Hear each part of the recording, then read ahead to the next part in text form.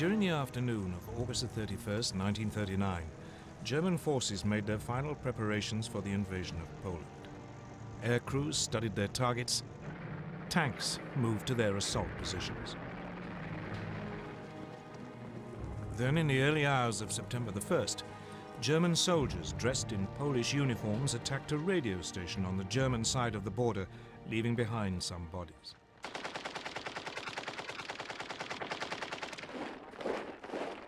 This was the aggression which Hitler later used to justify his attack.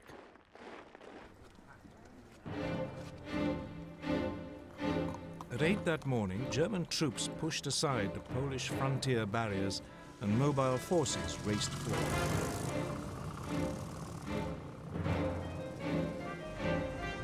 2 days later, on September the 3rd, Britain and France declared war, honoring their promise to stand by Poland.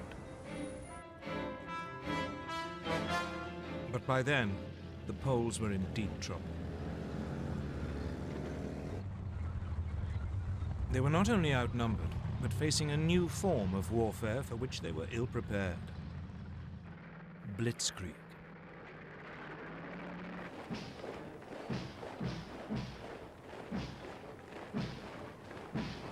In 1939, the German army consisted of 1.5 million men. Its elite were the panzers, tanks, 6 armored divisions and 4 light divisions intended for reconnaissance, a total of 2,400 tanks.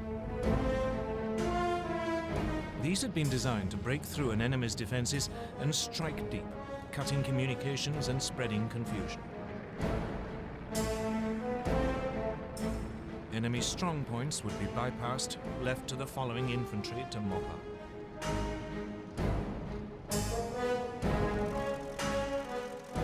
The new German Air Force, the Luftwaffe, was also designed for Blitzkrieg.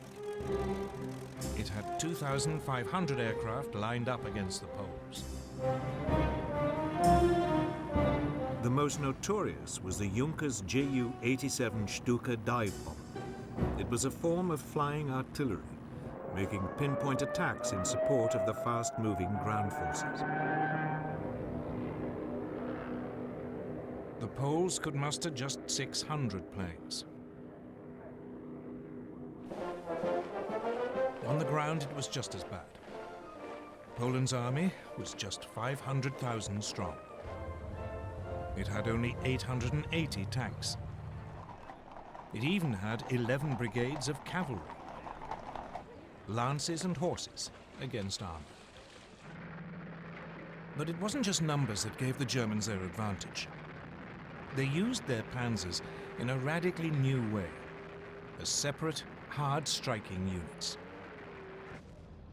The Polish tanks were dispersed to support their infantry. The Poles' task had been made even more difficult by the German takeover of Czechoslovakia. The west of the country, including the capital Warsaw, was now surrounded on 3 sides by German-controlled territory. This geographical advantage was essential to Germany's grand plan. The task of the first thrust of the tanks was to create an initial breakthrough. But actually winning the war depended on deep pincer movements designed to surround and crush the enemy. These would come from Army Group North under General Fedor von Bock. He would launch 2 thrusts from northeast Germany and East Prussia. Army Group South under General Gerd von Rundstedt would launch 2 more from Silesia and Slovakia. The aim would be for the pincers to meet near Warsaw and Brest-Litovsk.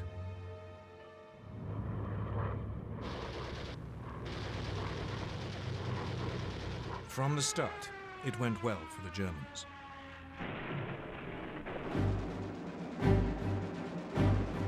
The Polish Air Force was effectively eliminated within the first 2 days.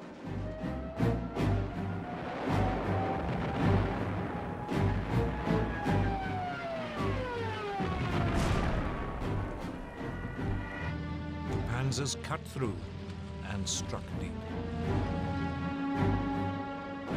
The Stukas and medium bombers proved devastatingly effective.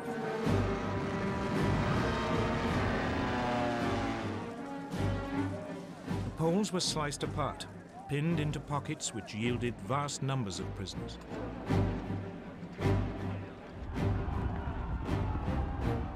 Legend has it that some Polish cavalry units gallantly tried to attack the panzers, but it was futile.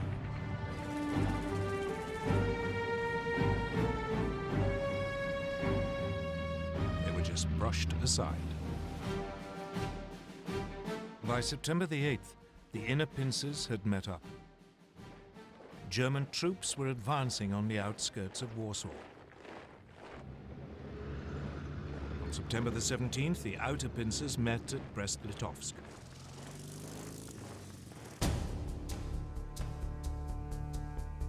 On the same day, Soviet forces crossed the eastern Polish frontier as part of the agreement reached between Hitler and Stalin in the Nazi-Soviet pact.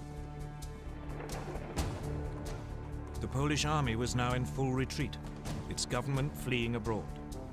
Warsaw, however, fought on.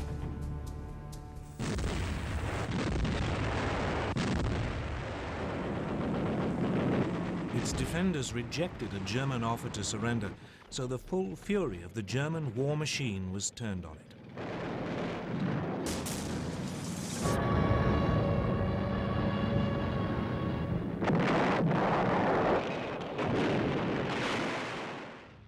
Watching it all was Adolf Hitler, who had followed close behind his conquering army.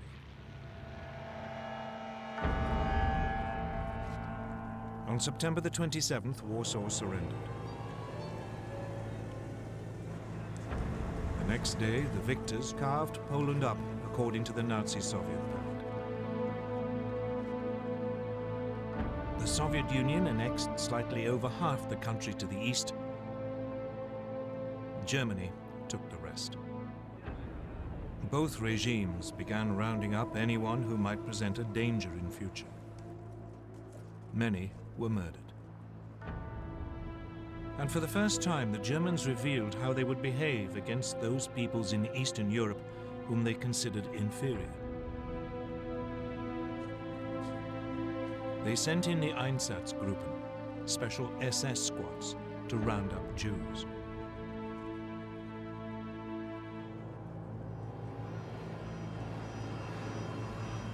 Most were forced into ghettos in the major cities, where they would be starved to death. Others were executed on the spot.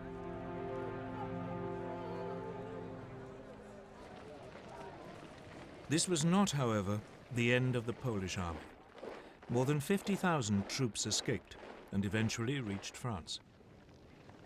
There, a provisional government had been formed by General Władysław Sikorski.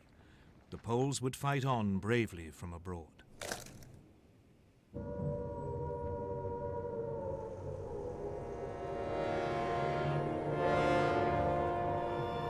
In Britain, the air raid sirens had sounded within minutes of Prime Minister Neville Chamberlain's announcement that hostilities had begun. In fact, despite their politicians' guarantees of Polish sovereignty, Britain and France had done very little to help Poland. As Hitler had gambled, they had no idea what to do once they had actually declared war. Both countries had begun mobilization. Air raid precautions were speeded up. Anti-aircraft guns were placed in major cities. Shelters were erected. Soon, children were being evacuated. Everyone had to carry gas masks, and a blackout was introduced. The British Army began to deploy its 100,000-strong expeditionary force to northern France. French troops did advance a little way inside the German border, but they refused to move beyond the protective cover of artillery range. The initiative was still firmly in Hitler's hands. And he at least knew precisely what he was going to do next.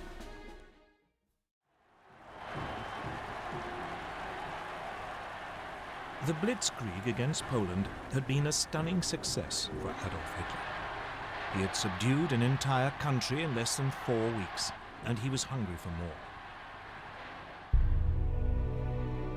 So he ordered his generals to plan to attack the British and French in November 1939, less than 2 months after the fall of Poland.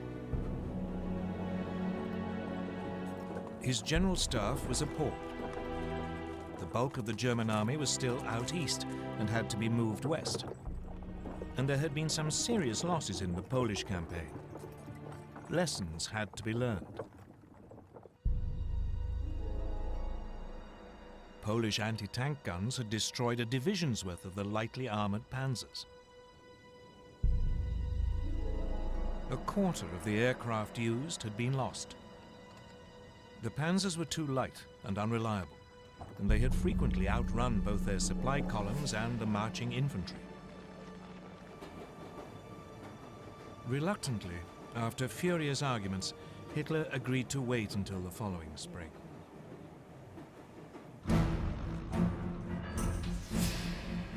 Meanwhile, his enemies were also learning lessons.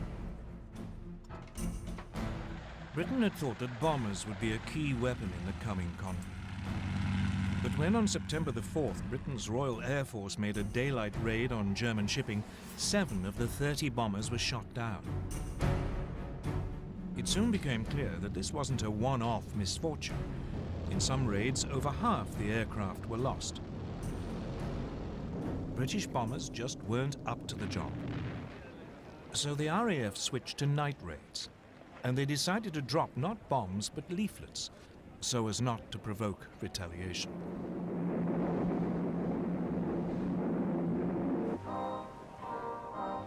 So, with the Blitzkrieg stalled and the air war quiet, the focus now went to the one remaining arena, the sea. Germany's navy was still in the middle of an ambitious building program that wasn't due to finish until 1948. The commander of its submarine arm, Admiral Karl Dönitz, planned to cut Britain's supply routes across the Atlantic. For this, he wanted 300 ocean-going submarines, but he had just 38. Nevertheless, Dönitz ensured that all available U-boats were at sea on September the 3rd, the first day of the war against Britain. That evening, believing it to be an armed merchant cruiser, U-30 sank the liner Athenia without any warning.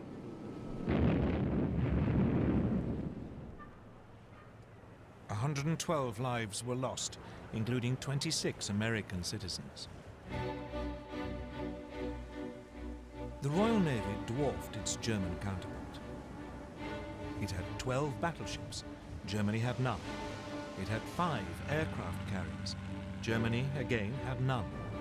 So after the Athenia, Britain declared a total blockade of German ports.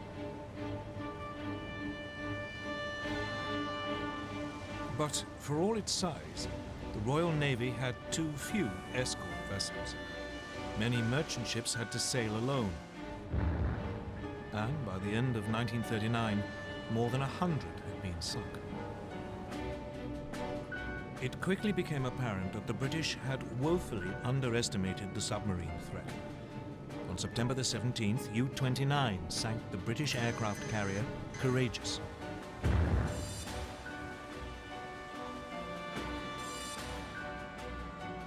On October the 14th, the battleship Royal Oak was sunk when U-47 slipped through the defenses of the British main fleet base at Scapa Flow in the Orkneys. Meanwhile, Germany's small surface fleet had also been unleashed against the sea lanes. In the North Sea, the battlecruisers Scharnhorst and Gneisenau intercepted a convoy on November the 22nd.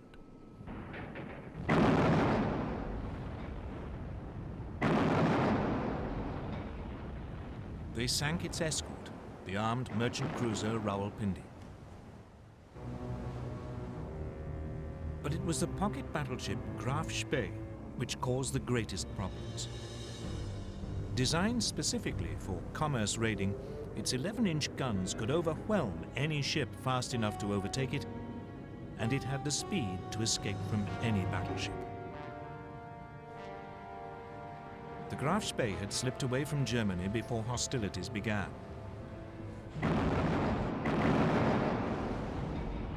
Soon it was cutting loose in the South Atlantic and Indian Oceans. Finally, 3 British cruisers, Exeter, Ajax and Achilles, intercepted it off the River Plate on the east coast of South America.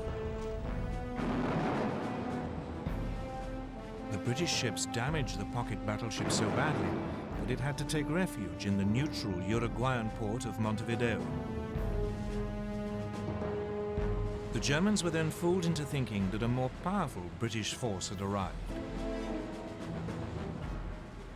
When the Graf Spee was commanded to leave port, her captain scuttled her rather than risk annihilation.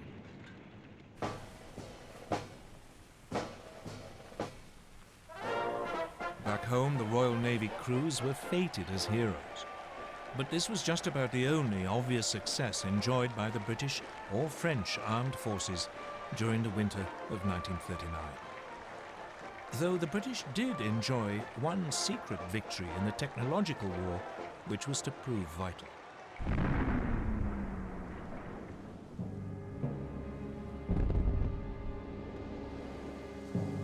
As soon as the war began, Britain began to lose large numbers of ships to German mines. What was so mysterious was that the ships didn't seem to have actually struck them. The mines had simply exploded as the ships passed nearby. Then, on the night of November the 22nd, 1939, a German plane was spotted dropping a mine at low tide in the Thames estuary. Disarmed and rescued from the mud, the mine was found to be set off by the magnetic signature of a ship passing close by. The solution was to reduce a ship's magnetic signature by hanging a copper cable round the hull and then passing an electric current through it, a process called degaussing. Once degaussing was applied to all ships, the danger from the magnetic mine was massively reduced. But otherwise, as 1940 began, the war was quiet. The two sides did little during the winter except to patrol, train, and try to keep warm, for it was a particularly cold one. An American journalist called it the phony war. For the Germans, it was the Sitzkrieg.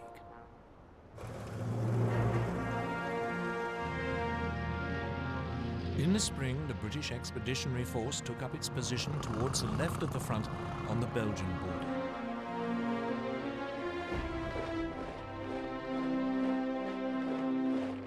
But it was dwarfed by its French ally. France had some 100 divisions along the Belgian and German frontiers, or in reserve nearby.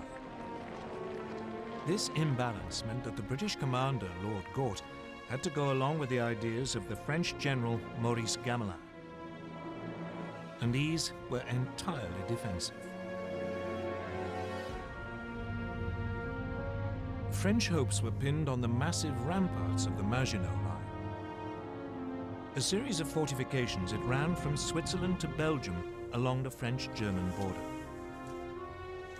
The Maginot Line was considered to be completely impassable and would ensure that French territory remained safe. But otherwise, the Allies had no idea of how actually to defeat Germany. Instead, they brought up their forces and prepared for a repeat of World War I. They would blockade Germany to sap its strength, and they would dig in, ready to grind down the assault which they knew must come. None of their commanders seemed to consider that the Germans might have totally different ideas, or that the next moves might come in a completely different arena. Scandinavia.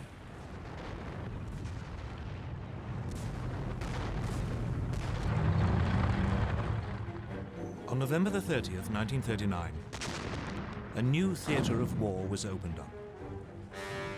The Soviet Union invaded its tiny neighbor, Finland.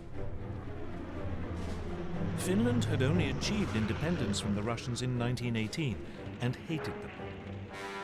Soviet dictator Joseph Stalin was convinced that one day the Finns might allow the Germans in to attack Leningrad and the vital Arctic port of Murmansk. The Red Army outnumbered its Finnish opponents by more than 10 to 1. The invasion should have been a walkover. But its leadership had been devastated by Stalin's terrible purges. The Finns were led by General Gustav Mannerheim. He fought back using hit-and-run tactics amid the deep snow, often on skis. The Soviet troops, confused and poorly led, suffered massive losses. Finland's gallant resistance caught the imagination of the British and French. Soon they were planning to send help via Norway and Sweden. The fact that this might suck two neutral countries into the war was ignored.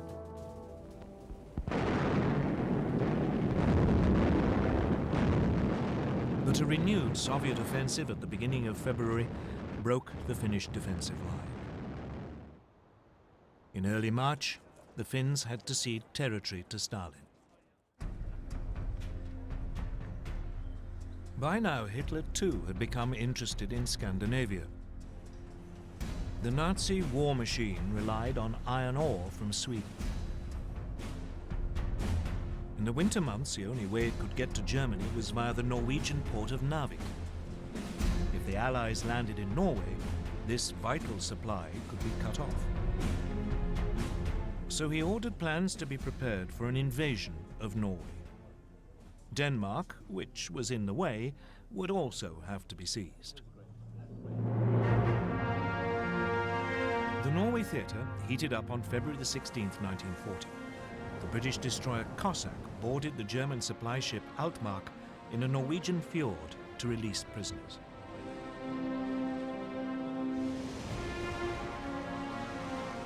Then, on April the 9th, German troops began landing at 5 ports: Oslo, Kristiansand, Bergen, Trondheim, and Narvik. At the same time, men of their newly formed German parachute division seized Stavanger and Oslo airfields. The Norwegian defenders were swiftly overwhelmed, as were the Danes. German forces occupied their country within 24 hours. In Norway, the Germans moved swiftly to link up their beachheads and seize all the major towns. In the air, the Luftwaffe had total control. The Allies now responded. A landing force was dispatched to recapture Narvik. French and Norwegian forces achieved this on May the 28th. But a substantial German force was now approaching. So 6 weeks later, the Allies abandoned Norway to its fate.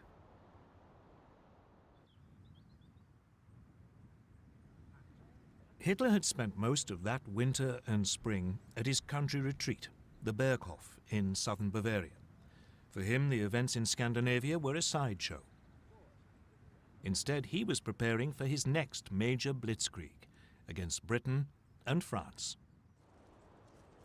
The first plan his generals brought him had a familiar ring to it.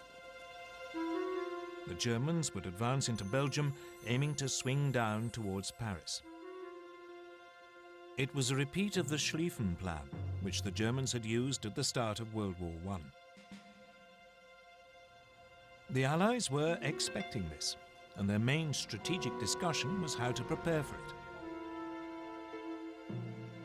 When the Germans attacked, the Allies planned that their forces west of the Maginot Line would swing forward into Belgium to hold them on the shorter and more defensible line of the rivers Dyle and Meuse.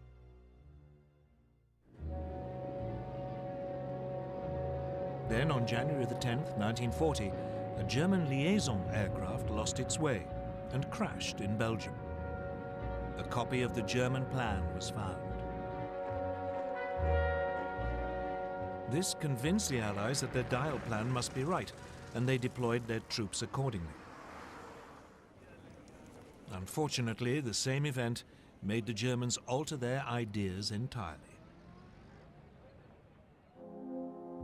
Chief Planner General Erich von Manstein had always thought the original plan unimaginative. He was worried that the German forces would become bogged down, as in World War I, and that his country would lose a long, drawn-out war. So he proposed to Hitler that the main thrust should be made at the point where the Maginot Line ended, and where the Allies were most vulnerable as their Western armies moved forward. Virtually all Germany's panzers would be gathered opposite the Ardennes in southeast Belgium. The Allies considered this hilly and wooded area almost impassable for tanks. It was, therefore, lightly defended. The plan was to drive deep behind the Allied armies, which would have advanced into Belgium. They could then cut them off, and all the forces sitting in the Maginot Line would be bypassed. It was a high-risk strategy. The German armor could become stuck in the forest, but Hitler loved it. So the German forces were redeployed without the Allies knowing. The Allies, meanwhile, prepared for their long defensive war. In addition to the formidable barrier of the Maginot Line, they had a slight advantage both in manpower, some 110 divisions available against 95 German, and in armor, about 3,000 vehicles against 2,700. The French also had the better tanks. Their 32-ton Char-Bay had both 75 and 47mm guns. Its disadvantage was that the main gun was mounted in the hull, and so was difficult to aim. The other gun was in a one-man turret, from which the commander had to control the tank as well as man the gun. In contrast, the newest German design, the 17-ton Panzer Mark IV, had a 75mm gun in a spacious three-man turret, so its crew could work as a team, though only about 100 were available. The other main French tanks also had guns which matched those of their German counterparts, but again the French had the one-man turret. The one area where the Germans had a clear advantage was in the air. The Luftwaffe had 2,000 bombers, the Allies just 800. The Luftwaffe had 4,000 fighters, including the ultra-modern Messerschmitt Bf 109. They faced just 2,500, mainly older aircraft. The Royal Air Force did have about 800 excellent Spitfire and Hurricane fighters, but it was keen to keep them for home defense. But the main difference between the two armies was in philosophy. Everything the Germans did was focused on the possibilities of Blitzkrieg. All their armor was grouped in 10 independent panzer divisions. But the French were preparing for a repeat of the static fighting of World War I. They saw tanks as infantry support and distributed them piecemeal instead of concentrating them. They had noticed the success of Germany's panzers in Poland, so they were assembling 3 armored divisions. But by the start of hostilities, none was fully operational. 2 totally different ways of military thinking were about to go head-to-head. Blitzkrieg against static warfare. the summer of 1940 would soon show which was correct. On May the 10th, 1940, Winston Churchill became Prime Minister of Britain. He couldn't have picked a worse day. That was the day Hitler chose to launch his Blitzkrieg against France and Britain. At dawn, a whole German airborne division parachuted into Holland to seize bridges and airfields. Simultaneously, the massive Belgian fortress of Eben-Emael was assaulted. Paratroop engineers were dropped on top by swooping German gliders. They swiftly silenced its guns. Meanwhile, the Luftwaffe attacked Dutch and Belgian air bases. Then the frontier barriers were pushed aside. And Hitler's Army Group B, under General Fedor von Bock, now drove into Holland and Belgium.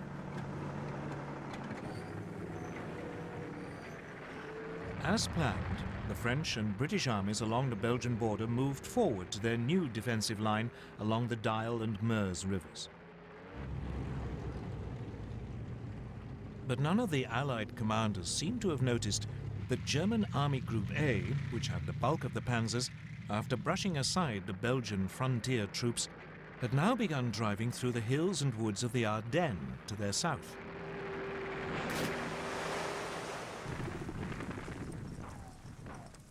Meanwhile, the Germans were pushing rapidly through Holland.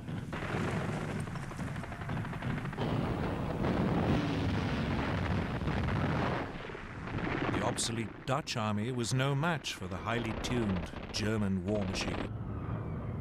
And it was under continual heavy air attack by the Luftwaffe, which roamed the skies unchallenged. On May the 14th, the Germans demanded the surrender of the port of Rotterdam. A large force of bombers took off as the Dutch hesitated. While they were airborne, the Dutch agreed to surrender the city, but apparently a recall message never reached the bombers.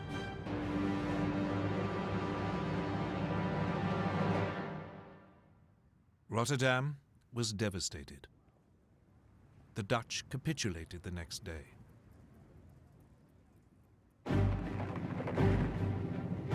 Then came the hammer blow. The thing that British and French planners had thought impossible had happened. German panzers were through the Ardennes and had reached the Meuse by the evening of May the 12th.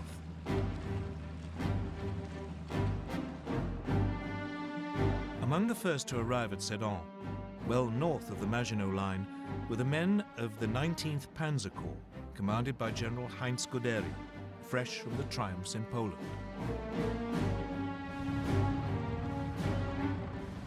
Guderian now showed how Blitzkrieg should be done.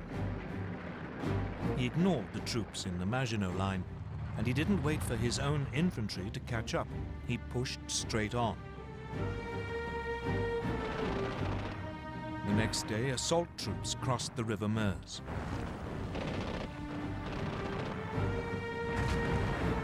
Engineers began building bridges for the armor while under heavy French fire.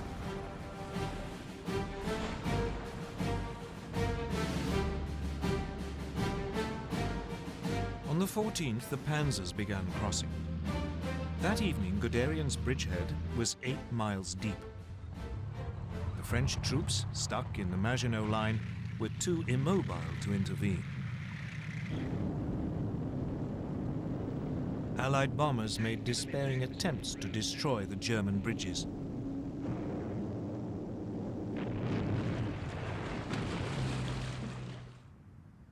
But most were shot down.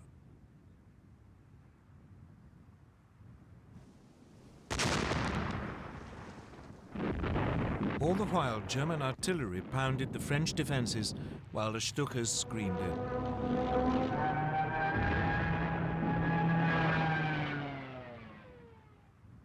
Just 3 days after the attack had been launched, the French defenders around Sedan broke.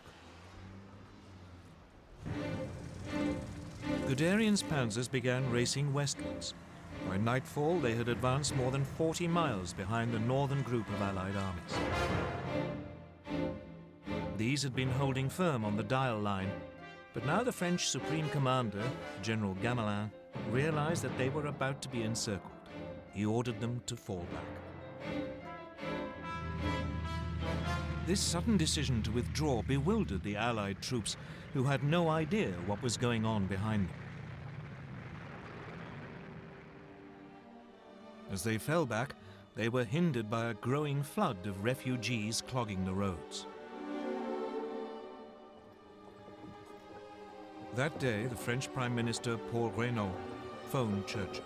He said, "We are beaten. We have lost the battle." But for all the brilliance of the Blitzkrieg, the Germans were vulnerable. As the panzers raced westwards, they created an ever longer corridor just a few miles wide. The Allies realized that this was open to counterattack. The bulk of the German army was still totally dependent on horsepower or its own feet for transport, so the gap between the rampaging panzers and the follow-up infantry grew with every hour. On May the 17th, Colonel Charles de Gaulle, commander of one of the newly formed French armored divisions, made the first of 2 attempts to cut through the German line near Crécy. But the cumbersome French command system meant that units were sent into battle piecemeal, not in a coordinated thrust.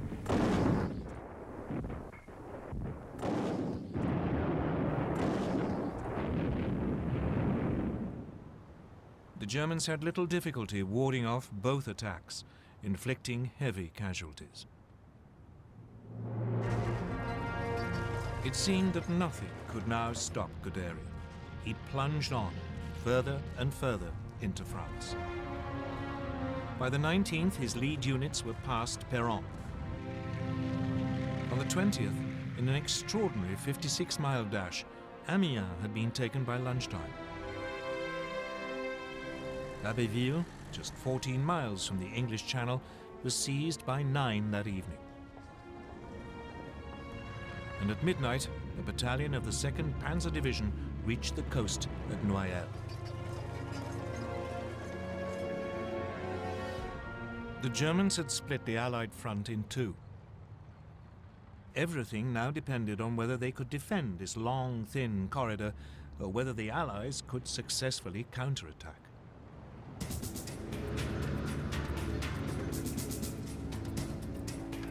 So now the British got ready to break the German lines.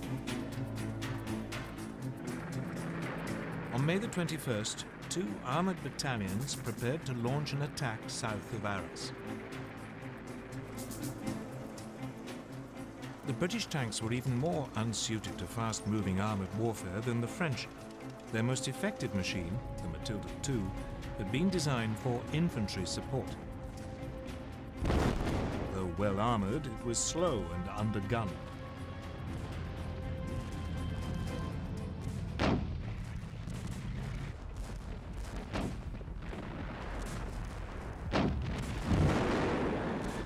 The Germans had little trouble in repulsing the attack.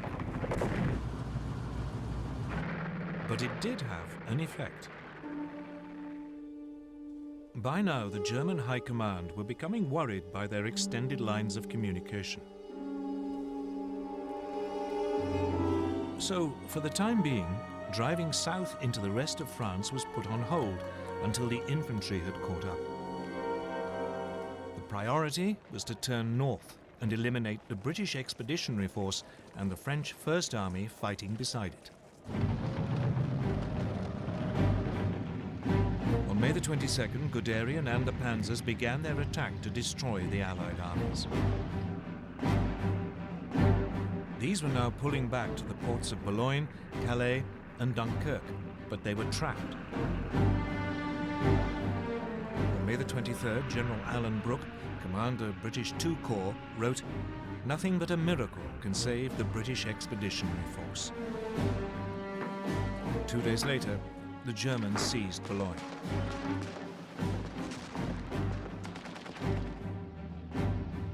was beginning to look as if even a miracle would be too late.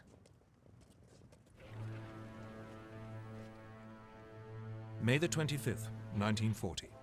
The situation of the British Expeditionary Force and the French First Army was desperate. The port of Boulogne had been overrun. German troops had isolated Calais. The British were being forced back to the port of Dunkirk. Lord Gort, the British commander, advised his government that the only hope of saving even a fraction of his troops was to organize an evacuation by sea. But as the dive bombers screamed down and the panzers were poised for the final assault, evacuation seemed a forlorn hope. The British anticipated that Dunkirk would be overrun within a day. But unknown to the British, Hitler and the German High Command had made a decision which was to save them from total annihilation. The Germans were only too aware that their panzer crews were exhausted and their machines needed urgent repairs. Those attacks by de Gaulle and the British may have failed, but they have shown very clearly how vulnerable the German lines of communication were. This was the great weakness of Blitzkrieg. So the High Command made a fateful decision. It decided to stop the panzer's advance to save them from further damage and wait for the infantry to come up. Only then would the Allied pocket around Dunkirk be eliminated. So the Blitzkrieg was halted and the panzers lay idle. They would not advance for 2 days, just enough to buy the British in particular a little time to prepare. As the tanks waited, the only major action was in Calais. There the British and French garrison refused to surrender. Instead, they had to be overrun in 3 days of bloody hand-to-hand fighting. When the panzers got going again 2 days later on May the 26th, the weather had changed.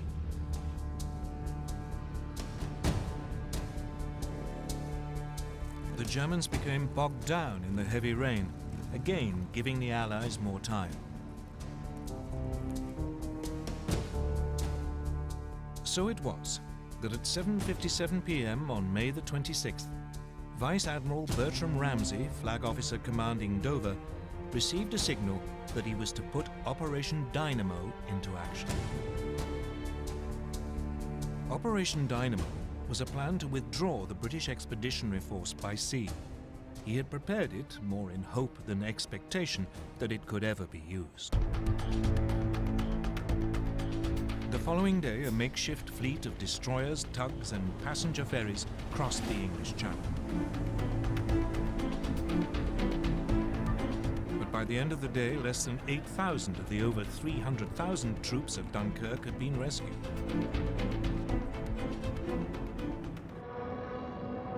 The port was under such heavy air attack that it could not be used. And the ships could not get in close enough to the beaches. So Ramsay now sent out a call for any boats of shallow draft that were over 30 feet long. Hundreds of cabin cruisers, fishing boats and barges were gathered from harbours all over southern England and sent across the Channel, often crewed by their civilian owners. The little ships worked on the beaches of Dunkirk, ferrying troops out to the larger boats, waiting to take them to safety.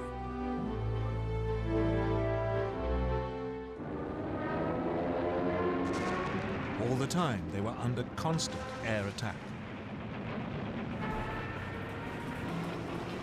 The British Air Force threw every fighter it possessed into the battle to drive the Luftwaffe off.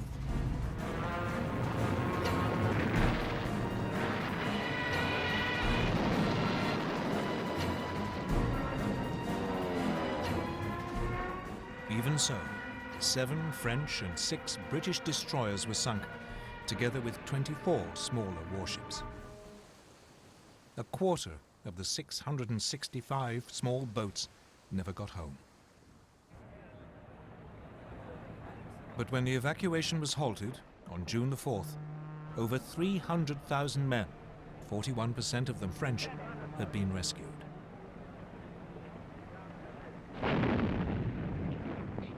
None of this would have been possible without the heroism of the French army. It played a vital role in slowing down the German advance.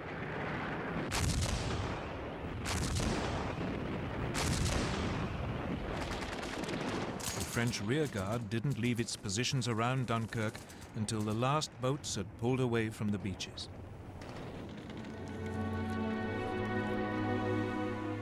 One British officer compared them to the last stand of the Spartans at Thermopylae. Even so, the British army had lost most of its heavy weapons. It wouldn't be fit to fight the Germans again for a long time. France still had to fight on, but it had lost more than half its army. Against them, the Germans had 92 divisions, including masses of armor.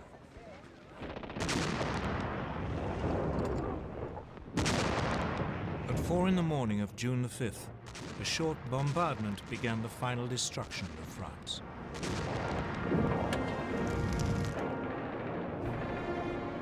Assault troops crossed the Somme and the Aisne. At first, the French resistance was fierce, and the Germans struggled to break out of their bridgeheads. But, once again, the Luftwaffe helped crush the defenses. Soon the panzers were pushing south, and the trickle of surrendering French troops turned into a flood. By the 9th, the panzers had reached the River Seine, and the infantry were only a few hours behind. Once across the river, the Germans fanned out into the interior of the country. On the 14th, the German army marched into Paris.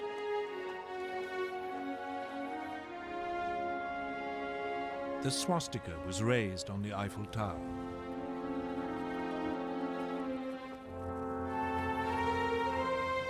Hitler had secured the prize which had eluded the Kaiser in 1914. The Parisians could only watch in stunned horror.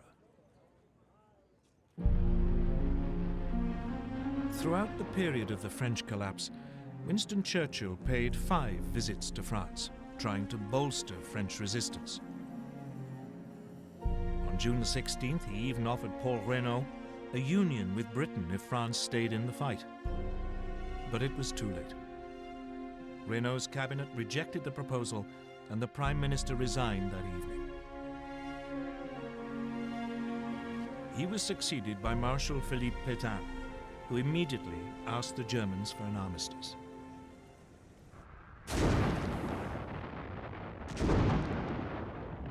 It was only now that the Germans finally began to attack the Maginot Line, which had been left isolated. After a heavy artillery bombardment, the French defenders offered only token resistance before the German troops occupied the forts.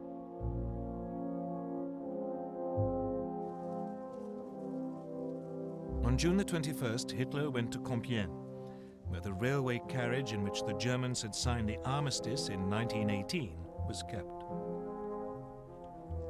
As a French delegation entered the carriage, he handed them his terms and then left.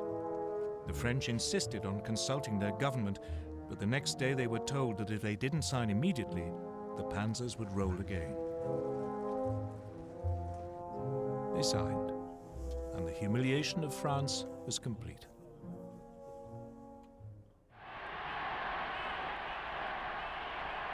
For Hitler, his control of Western Europe seemed absolute. He felt sure that Britain must now seek peace, and that soon he could turn to the next stage of his master plan. But even though the Blitzkrieg had achieved so much so fast, it hadn't won him the war. The British, battered and wounded, had escaped to fight another day.